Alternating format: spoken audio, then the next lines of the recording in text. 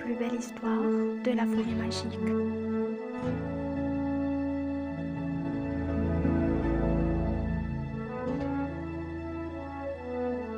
La nouvelle résidence.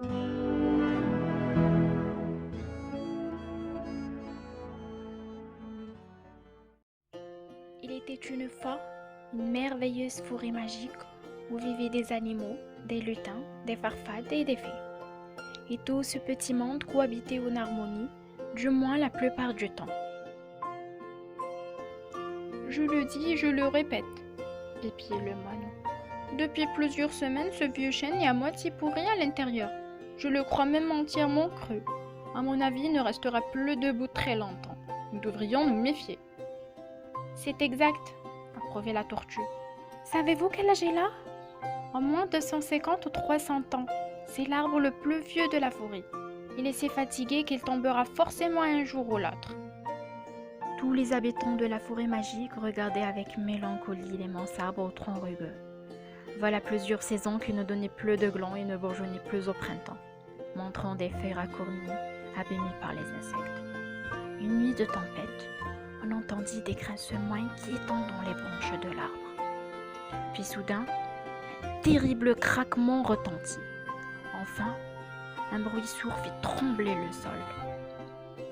Le lendemain matin, aux premières lueurs de l'aube, tous les habitants de la forêt se ressemblèrent dans la clairière autour du grand chêne. Pendant la nuit, celui-ci avait été abattu par le vent et gissait désormais à terre déraciné, tel un géant. Quel dommage! Ces glands étaient si bons, soupira le hérisson. Et c'était si amusant de jouer à cache-cache dans ces branches, ronchit le merle. Et mon nid, c'était confortable, pleurnichit le loir entre deux bâillements. Où vais-je loger maintenant?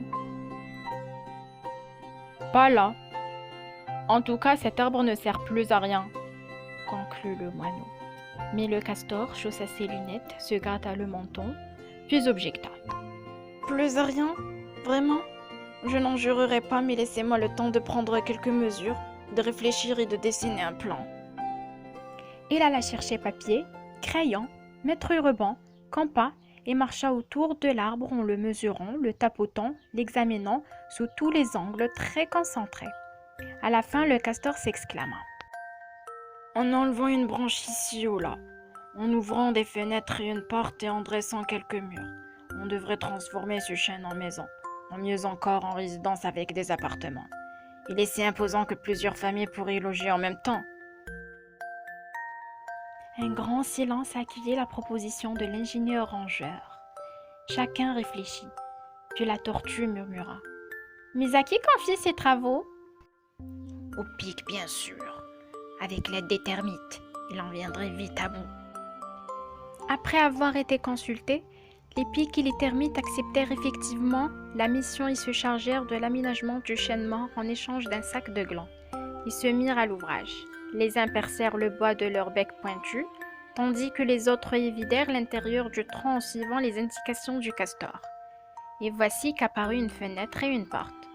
Pendant ce temps, le hérisson, la toupe et le blaireau s'occupaient de déblayer les gravats, de nettoyer les espaces dégagés puis de poser des cloisons de séparation. Au bout d'une dizaine de jours, une résidence composée de 5 petits appartements indépendants prenait forme. Les ouvriers posèrent des numéros au-dessus des portes pour que le facteur s'y retrouve et construisirent même une jolie terrasse en hauteur pour étendre le ligne et admirer le paysage. Une fois le travail achevé, les entrepreneurs satisfaits de leur ouvrage consultèrent les habitants de la forêt. « Comment l'appellerons-nous » demanda le hérisson. « Que dites-vous de la résidence du grand chêne » proposa la grenouille. Tout le monde approuva. Alors un grand panneau annonçant l'ouverture prochaine de la nouvelle demeure fut planté. Bientôt les uns et les autres se mirent à rêver. « Je peindrai ma porte en bleu » déclara le loir. « Et moi j'aurai un paillasson à fleurs » ajouta une souris. Enfin, le jour de l'inauguration arriva. Les déménageurs s'affairaient. Que d'animation!